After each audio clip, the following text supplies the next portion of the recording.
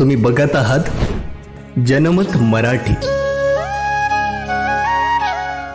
नाशिक महानगरपालिका अतिक्रमण विभागाने आज नाशिक पूर्व विभागात काठे गल्ली येथील सिडनी टॉवर शेजारील ओपन स्पेसमधील अनधिकृत बांधकामावर यशस्वीपणे कारवाई केली। ही कारवाई सकाळी 7 वाजेपासून सुरू करण्यात आली। येथील पिराला धक्का न लावता इतर बाजूचे अतिक्रमण काढण्यात आले असल्याची माहिती मनपाच्या वतीने देण्यात येत आहे। या कारवाईचा प्रारंभ येथील ओपन स्पेसमध्ये अनेक वर्षांपासून अस्तित्वात असलेल्या हजरत पीर बाबा दर्ग्याचे दर्शन घेऊन करण्यात आलाय, ज्यामुळे धार्मिक भावनांचा आदर राखण्यात आला।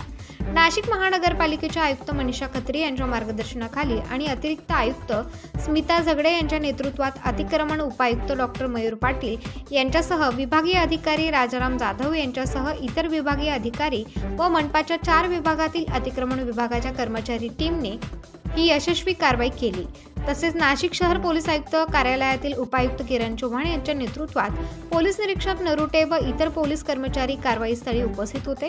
कारवाई दरम्यान काठे गल्ली परिसरात व शहरात इतरत्र चोख पोलीस बंदोबस्त ठेवण्यात आला होता व जमावबंदीचे आदेश जारी करण्यात आले होते। या संदर्भात अतिक्रमण कारवाईनंतर शहर खतीब व माजी नगरसेवक बबलू पठाण यांनी दर्ग्यास भेट देऊन दर्ग्याला कुठलाही धक्का लागला नसल्याने अतिक्रमण कारवाईबाबत समाधान व्यक्त केले।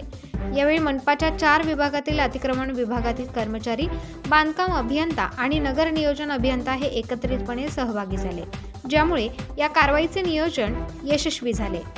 यापुढेही अनधिकृत बांधकाम पाडण्याची मोहीम अशीच सुरू राहील असे अतिरिक्त आयुक्त स्मिता झगडे यांनी कारवाई दरम्यान सांगितले।